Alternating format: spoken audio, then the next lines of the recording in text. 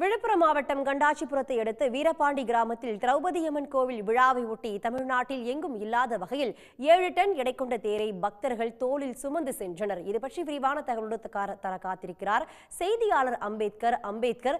இந்த தேரோட சிறப்பம்சம் என்ன?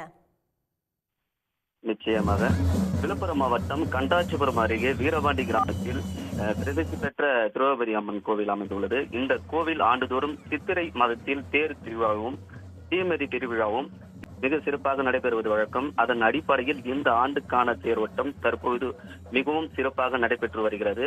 பொதுவாக தேரோட்டம் என்று சொன்னாலே பக்தர்கள் தேரை வடம் பிடித்து இழுத்து செல்வதுதான் வழக்கம்.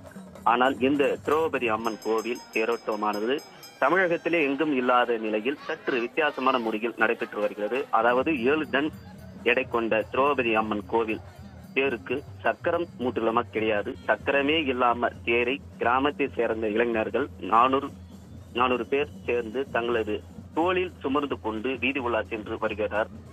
இந்த தேரின் அமர்ந்து திரௌபதி அம்மன் பக்தர்களுக்கு காட்சியளித்து வருகிறார். அதனுடைய பிரம்மாண்டமான கழுகுப்பறை காட்சியை நாம் தற்போது பார்த்து கொண்டிருக்கிறோம். நேற்று இரவு தொடங்கிய இந்த தேரோட்டம் இன்று மதித்துக்குள் தீமிதிக்கும் இடத்திற்கு சென்றுவிடும். இதனைத் தொடர்ந்து இன்று மாலையில் தீமிதி திருவிழா நடைபெற உள்ளது.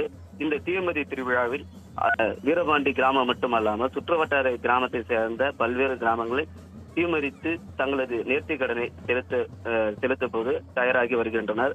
அதாவது 7 டன் எடை கொண்டான தேரை வரம்பிடித்து இழுத்து செல்லாமல் இளைஞர்கள் தோளில் சுமர்ந்து செல்லும் நிலை இன்று நேற்று அல்ல, கடந்த 300 ஆண்டுகளுக்கு மேலாக நீடித்து வருகிறது என்று கூறப்படுகிறது. தமிழகத்திலே மிகவும் வித்தியாசமான முறையில் நடைபெற்ற இந்த தேரோட்டத்தை காண ஆயிரக்கணக்கான பக்தர்கள் வீரபாண்டி கிராமத்தில் ஒன்று கூடினர்.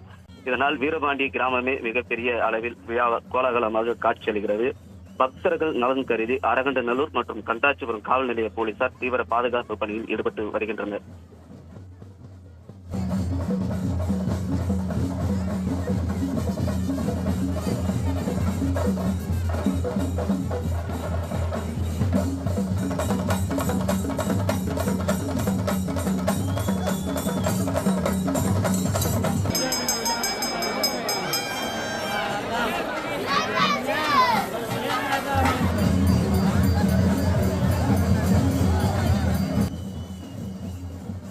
அம்பேத்கர், உங்களுடைய தற்போதைய விவரங்களுக்கு நன்றி.